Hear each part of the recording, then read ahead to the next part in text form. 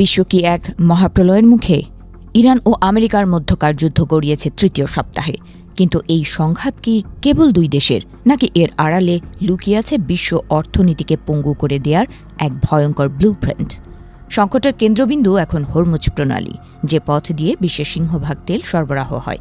সেখানে এখন ইরানের কড়া পাহারা। সোজা কথায়, ইরান এই গুরুত্বপূর্ণ জলপথ কার্যত অবরুদ্ধ করে রেখেছে। আর এর ফলে বিশ্ববাজারে জ্বালানি তেলের দাম রকেট গতিতে ছুটছে।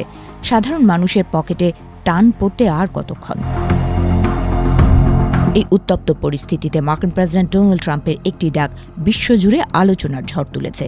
ট্রাম্প দাবি করেছেন, হরমুজ প্রণালী নিরাপদ রাখার দায়িত্ব কেবল আমেরিকার নয়, বরং যে দেশগুলো এখান থেকে তেল নেয় তাদেরও এগিয়ে আসতে হবে। বিশ্লেষকরা বলছেন, এটা কি আমেরিকার শক্তি নাকি চরম অসহায়ত্ব? বিশ্ব মোড়ল কি তবে নিজের তৈরি করা আগুনে নিজেই পুড়তে শুরু করেছে?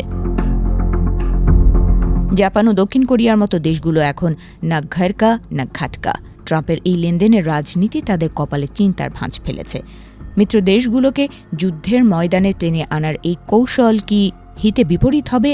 এদিকে তেলের খনি সমৃদ্ধ নরওয়ে তো সাফ জানিয়ে দিয়েছে তারা কোনোভাবেই এই সংঘাতের অংশ হতে চায় না।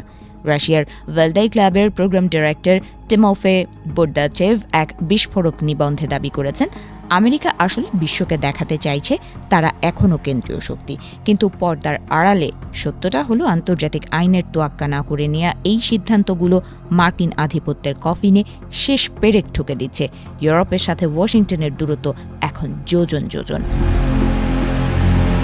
একদিকে মধ্যপ্রাচ্যের তেলের আগুন, অন্যদিকে ইউক্রেন রাশিয়া সংঘাতের নতুন মোড়। সব মিলিয়ে পৃথিবী যেন এক আগ্নেয়গিরির ওপর দাঁড়িয়ে আছে।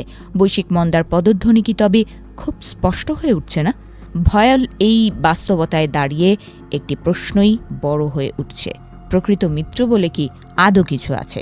বোরদাচেভ মনে করিয়ে দিয়েছেন, ক্ষমতার ভারসাম্য যখন নষ্ট হয় তখন মিত্রতা কেবল কাগজে কলমেই থাকে। আমেরিকা এখন তার গড়া প্রত্যাশার বুদবুদ নিজেই ফাটিয়ে দিচ্ছে। বিশ্ব কি তবে কোনো অভিভাবক ছাড়াই এক নতুন মেরুকরণের দিকে হাঁটছে?